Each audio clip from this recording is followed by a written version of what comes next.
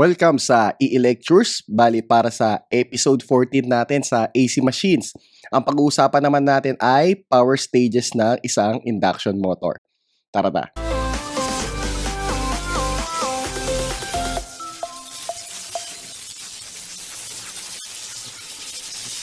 After natin malaman yung equivalent circuit ng isang induction motor, ngayon aalamin naman natin yung power stages niya.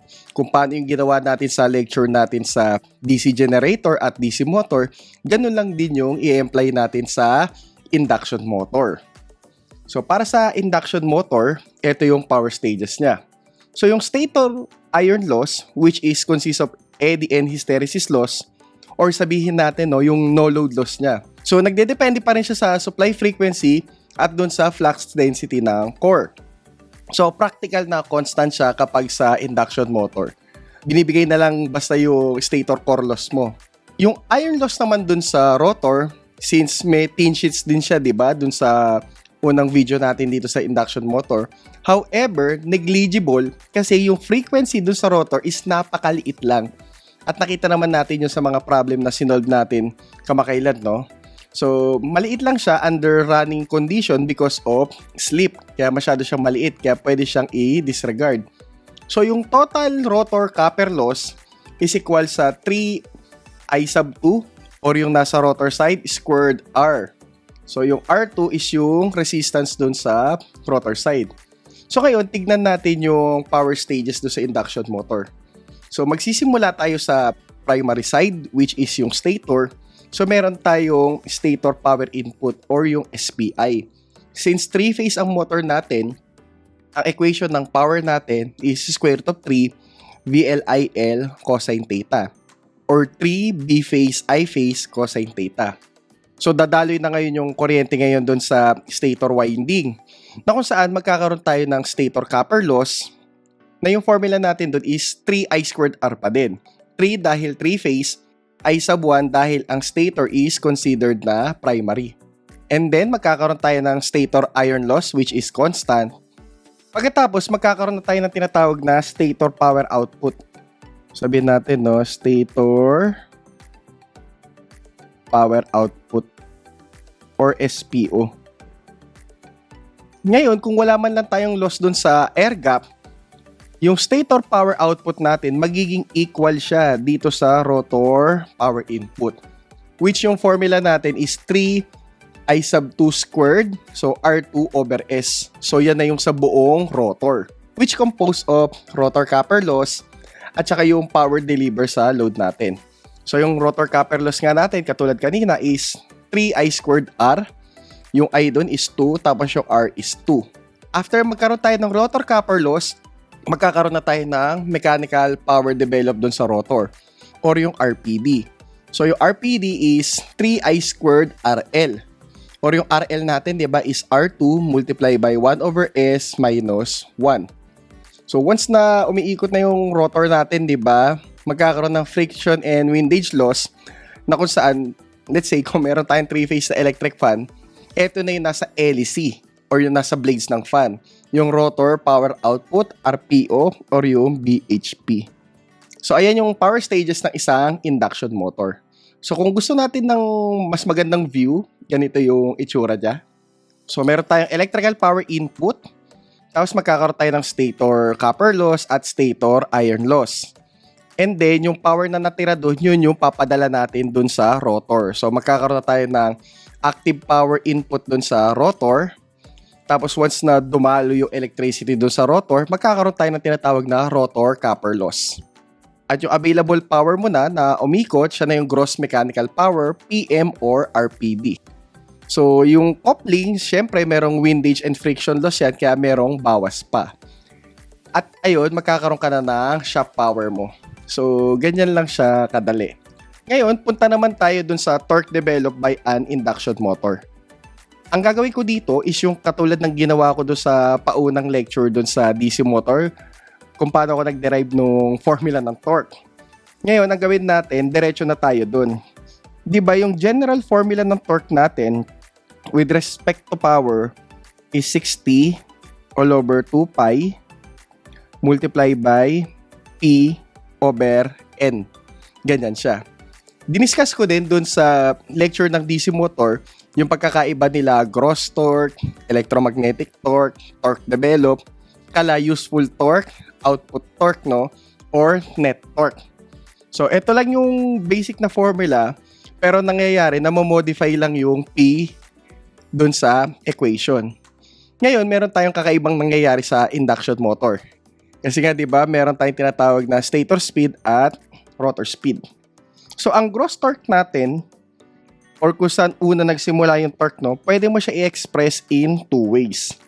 So, let's say, no, yung TG natin, or yung electromagnetic torque, is equal siya sa 60 all over 2 pi. Pwede natin siya i-express in terms of rotor power input, or yung tinatawag natin na RPI. Tandaan, yung RPI natin is equal sa SPO. So, ano ba yung speed ng SPO? Kundi synchronous speed. Kaya over NS siya. Itong gross torque na to, pwede rin natin siya i-express in terms dun sa rotor power develop. Yun nga lang, di ba, yung rotor power develop, umiikot na siya in terms of rotor speed. Kaya yung gross torque, pwede mo siya i-express na RPD all over NR. So, sa formula ng gross torque mo, pwede mo siya express in terms of rotor power input or rotor power develop. Ngayon, alamin naman natin si rotor copper loss. So, ito si rotor copper loss, di ba? So, kung gagawa tayo ng power flow diagram, di ba? Ganito lalabas. So, meron tayong RPI dito. So, RPI. And then, nagkaroon tayo ng rotor copper loss. And then, ito yung rotor power develop natin, di ba? So, applyan lang natin ng Kirchhoff's, power law. Okay, so power entering equals power leaving. So, lumalabas, ang pumasok is RPI, ang lumabas is RCU at RPD. Bali, lalabas RPI is equals to RPD plus RCU.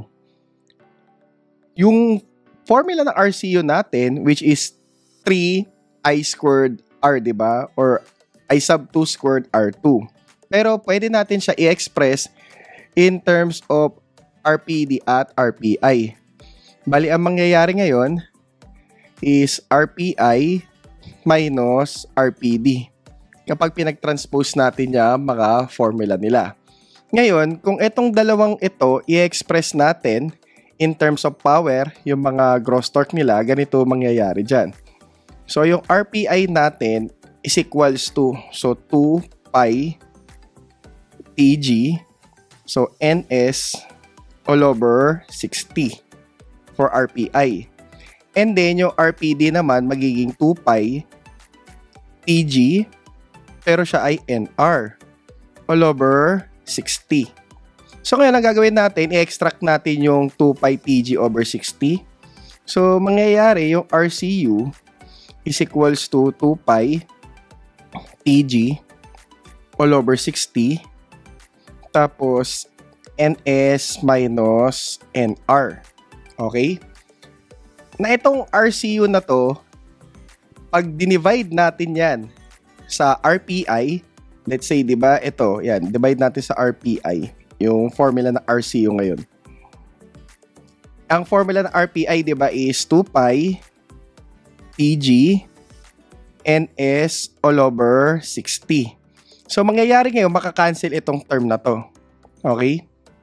Tapos, makikita natin na yung ratio ng RCU all over RPI is equals to NS minus NR all over NS. So, natatandaan nyo ba kung sino itong term na to? NS minus NR all over NS. Yan ay si slip. So, we can say na yung RCU all over RPI is equals dun sa slip. Masasabi natin na si RCU all over RPI is equals dun sa slip. Or, pag nilipat natin si RPI, yung RCU is basically slip multiplied by RPI. Okay? Ngayon, kung babalik tayo dito kala RPD, RCU at RPI, we can say, no, palitan lang natin ang kulay para kita. si RPD, yung rotor power develop natin is equal sa RPI minus RCU.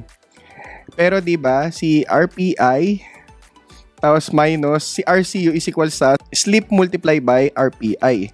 So slip multiply by RPI. So pwede natin ngayon ilabas si RPI.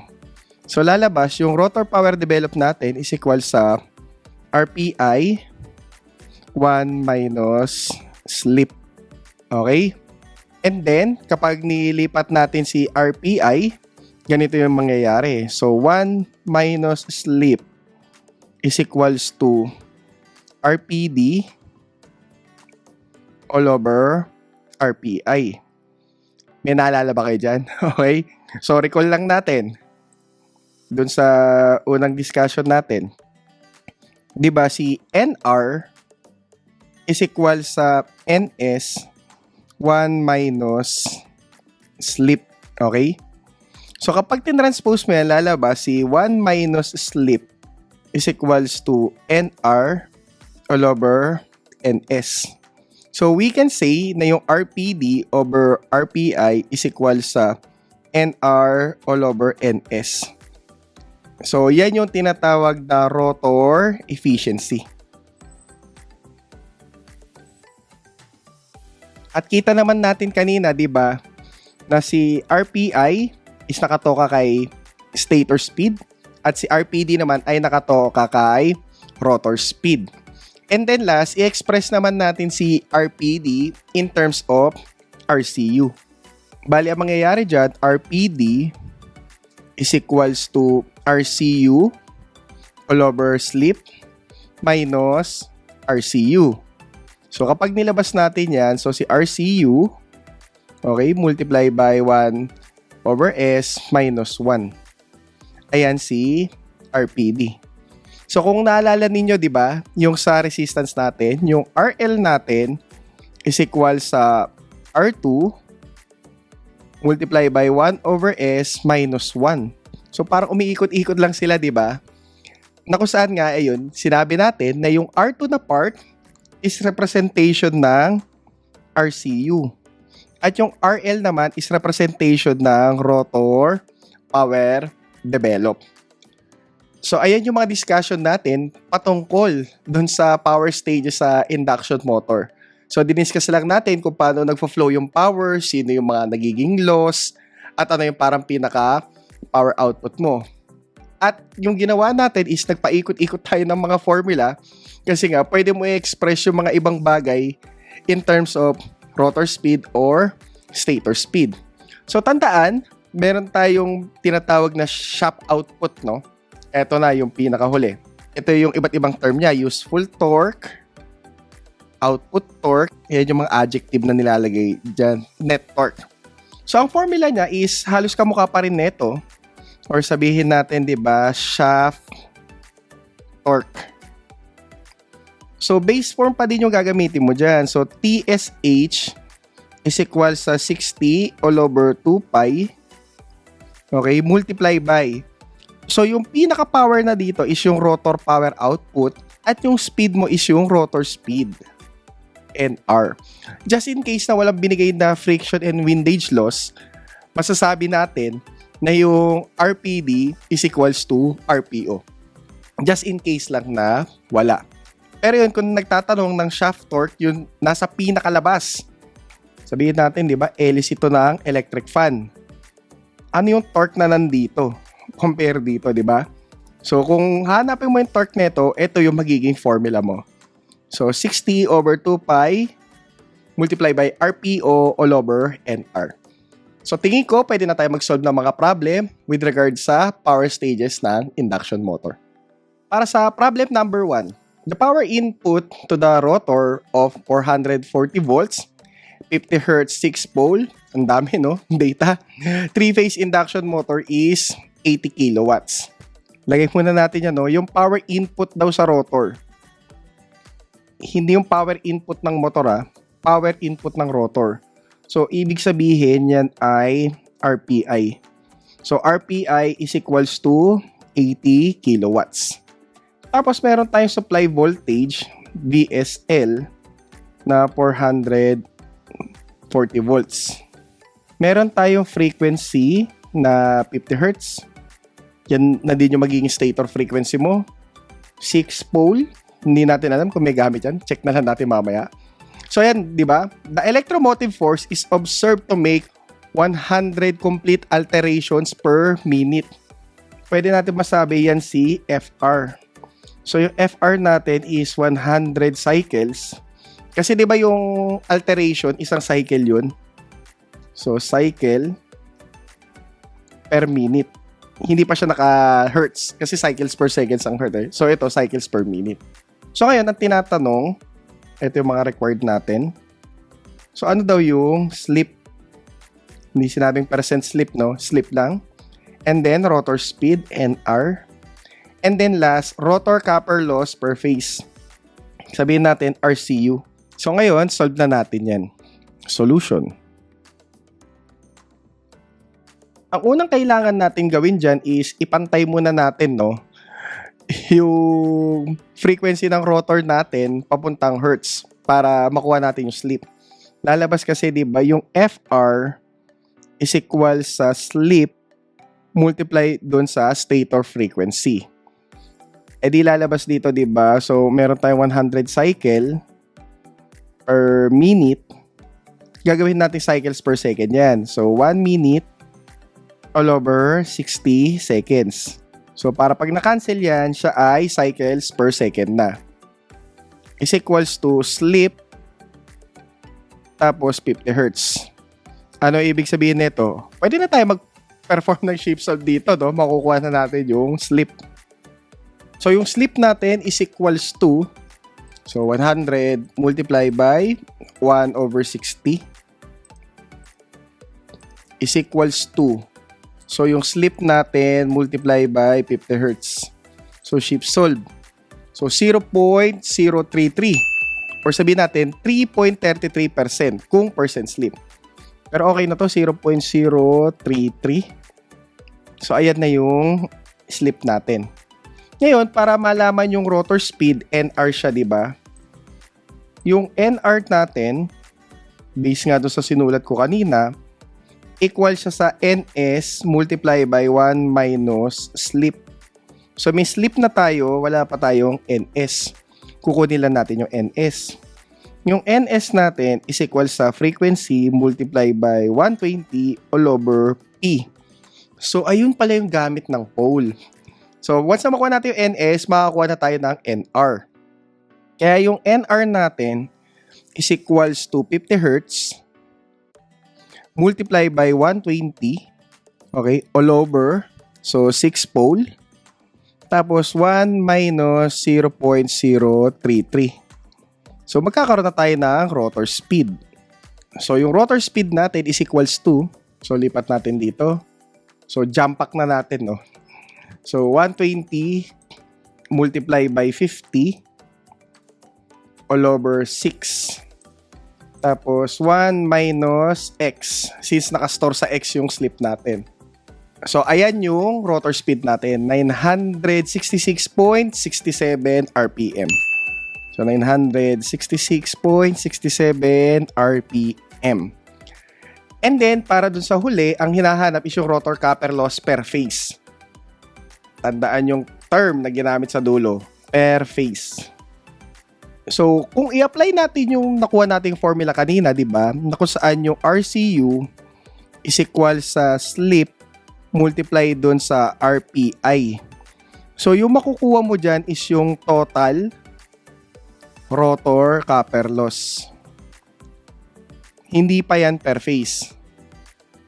So, kung gusto natin ng per phase, edi yung RCU per phase natin is equal sa RCU all over 3. Okay? So, kunin muna natin yung total na rotor copper loss. So, 0.033 multiply by 80 kilowatts. So, yung total na RCU natin is equals to, okay, so, X multiply by 80 kilowatt. So, ayan, 2,666.67 watts. So, yan yung total rotor copper loss. And tinatanong is per phase, diba? So, i-divide natin by 3 yan. So, 2,666.67 watts all over 3. Naku, delikado pala pag na-excite ka magsagot dito, no? Tapos nakalimutan mo, per phase pala yung tanong. Tapos nakalimutan mo yung divide by 3. Tapos lalabas, nasa choices to. Naku, yari ka dun. Okay? So, ayan, yung sagot natin, i-divide lang natin by 3. So, 888.88 watts. So, ito yung rotor copper loss per phase.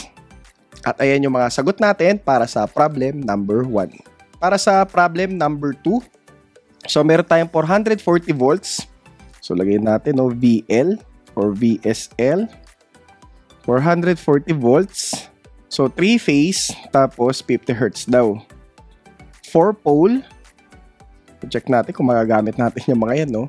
Y-connected induction motor has a full load speed of 1,425 RPM. So, we can say yun ay NR.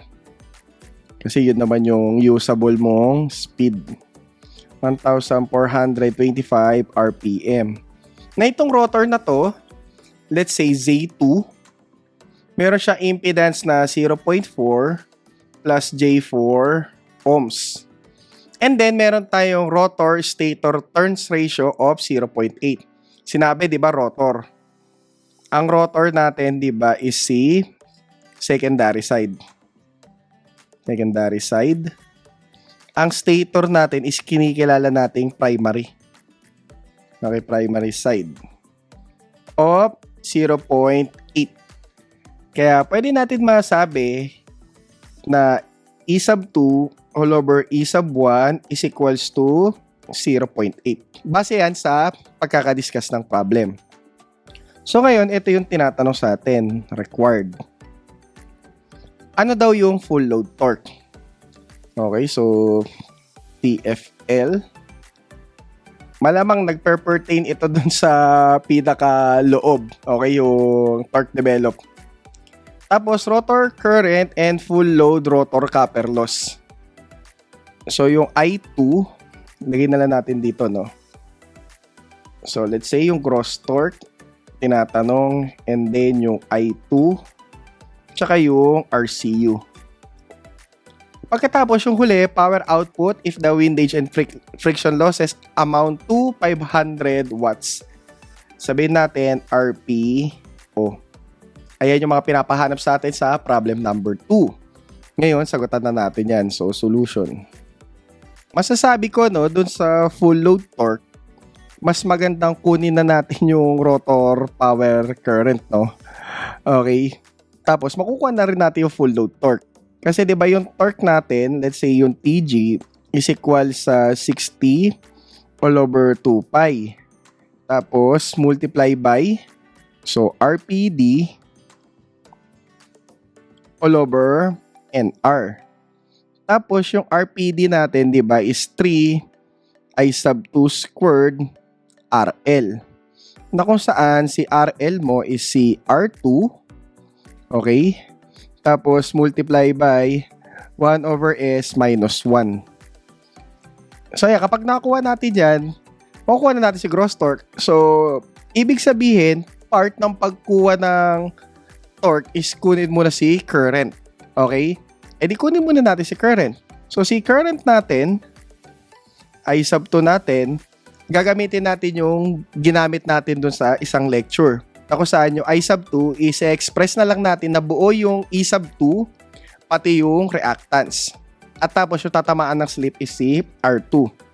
So, yung I2 is equal sa E2 all over, so square root of, so R2 all over S squared plus, so X2 squared. Tandaan, naghanap tayo ng torque. Kaya ang kailangan na value ng current natin dito is magnitude only. Hindi tayo pwede magkaroon ng torque na merong bar angle, di ba? Okay, kaya dito sa solution na to, mas advisable na magnitude only lang yung computation mo. Ngayon, kailangan natin makuha yung E2. So, ibig sabihin, magkakaroon ng role itong turns ratio. So, lalabas yung E sub 2 natin is equals dun sa 0.8 multiply by E sub 1. Pero tandaan, itong mga value na to, dapat sila ay per phase. Since Y yung system natin, di ba, yung B phase natin is equals sa BL all over square root of 3. So, kung gusto natin makuha yung I2, ay di lalabas, dito na natin ilagay. So, 0.8 multiply by 440 volts all over square root of 3.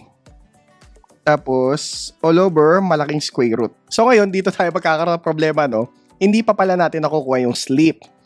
Kaya ngayon, kunin muna natin yung slip. So, para makuha yung slip, di ba? Is equal siya sa NS minus NR all over NS. So, meron na tayong NR. NS na lang yung kulang natin. So, yung NS natin is equals to 50 Hz times 120 all over 4 pole. Yung pala yung gamit ng 4 pole, no? So, kunin muna natin yan.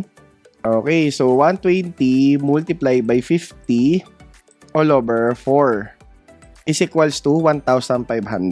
So, 1,500 RPM. So, since meron na tayong NS, makukuha na natin yung slip. So, bali 1,500 minus 1,425 all over 1,500. Equal siya sa, so, lagay na natin, no? 1,500 minus 1,425 all over 1,500. So, is equals to 0.05.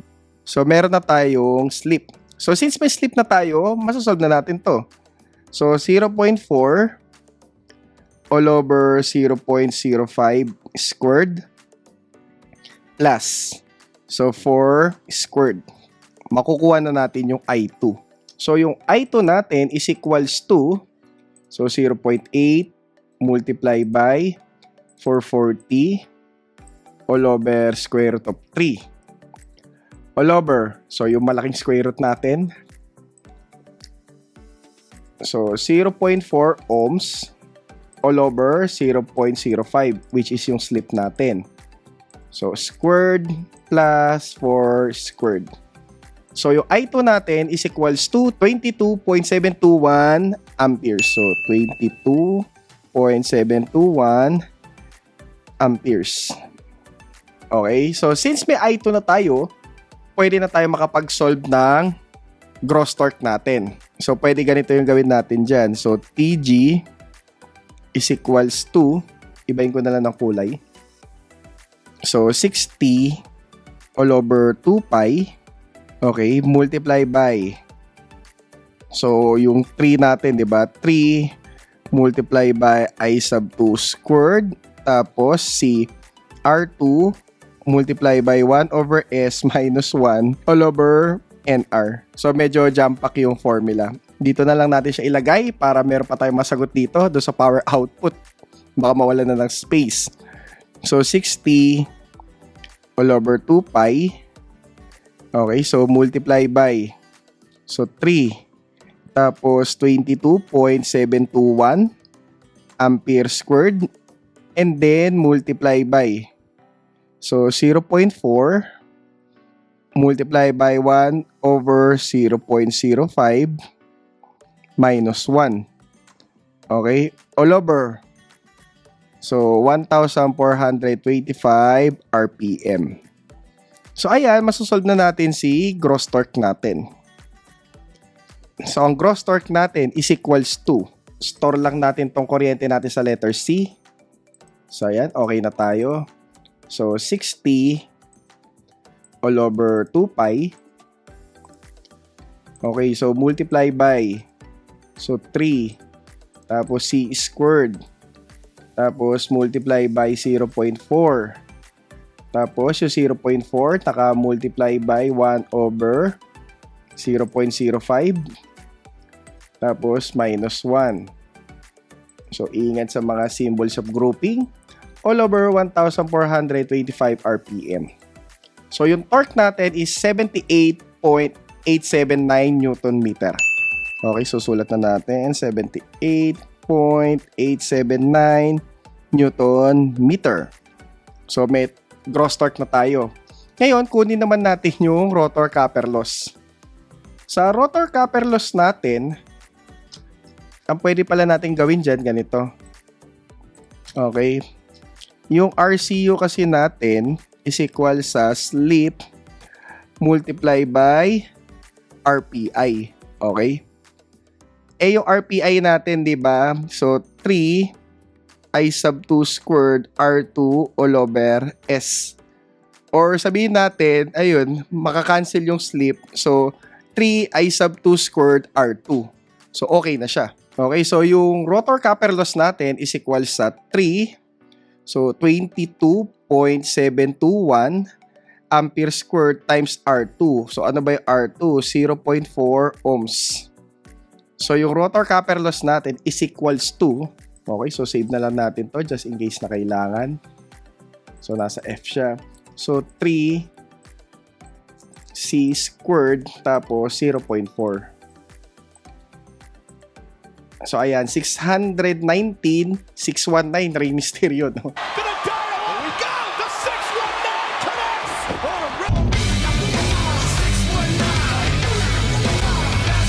Okay, so 619.52 watts. So, ayan si rotor copper loss natin. And then, meron pang huling pinapahanap, no? Pinaka-power output kapag yung windage and friction loss amount to 500 watts. So, yung RPO kasi natin is equal sa RPD minus yung friction loss natin. So, ano ba yung RPD? Pwede naman natin siya i-express ng RCU, di ba? May formula tayo kanina. So, pwede natin gawin dito. So, 619.52 watts. Okay, so multiply by 1 all over 0.05. So, minus 1.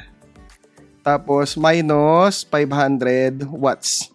Ayan, kuha na natin yung RPO dyan. Palitan ko na ng kulay para mas kakita-kita.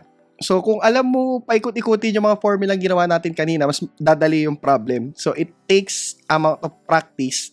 Marami para man hindi ganun kabisado nila yung induction motor. So, ngayon, solve na natin yan. So, 619.52 multiply by, so 1 over, so 0.05 minus 1. Okay? Minus 500 watts. So, ayan. Equal sa 11,270.88 watts. So, ayan yung rotor power output natin. So, 11,270.88 watts. At ayan yung mga sagot natin para sa problem number 2. So, medyo napalaban tayo. Ang dami nila. Okay.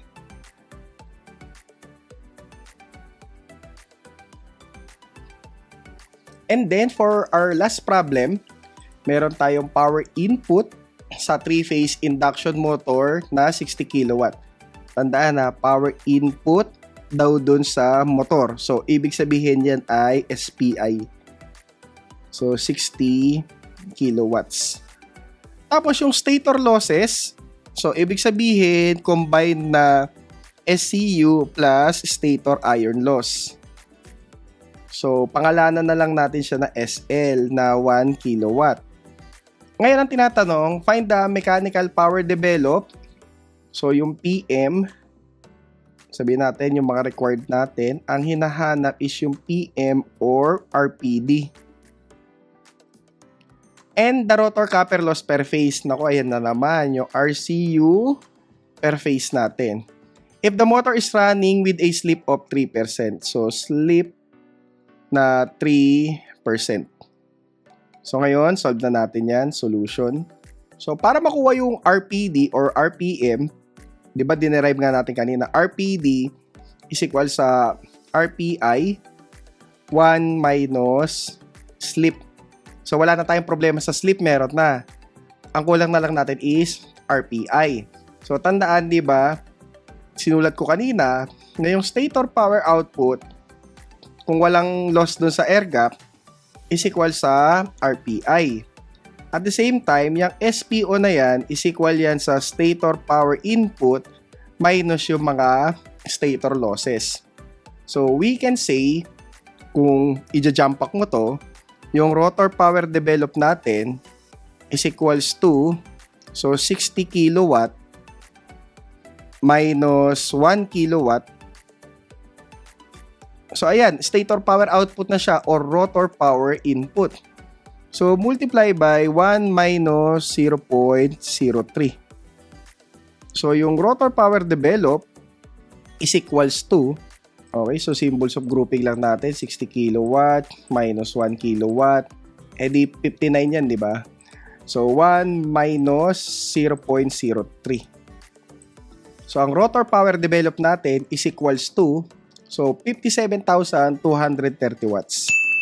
So 57,230 watts. So yan yung rotor power develop. At para naman dun sa rotor copper loss natin per phase, no? So yung RCU natin, so pwede rin natin siya i-express, 'di ba, in terms of RPD. So kung i-ratio and proportion natin yung kanina, 'di ba lalabas yung RPD all over RCU is equals doon sa 1 over S minus 1. Okay? E di kung RCU yung hinahanap natin, ganito yung magiging itsura. So, RCU is equals doon sa RPD, okay, all over 1 over S minus 1. Or pwede, mas madali, di ba? RCU is equals sa slip multiply by RPI. So, 0.03, okay, multiply by 59. Kasi, di ba, yung 60 kilowatt minus 1 kilowatt. So, kahit walang calcu, kaya mo yan eh.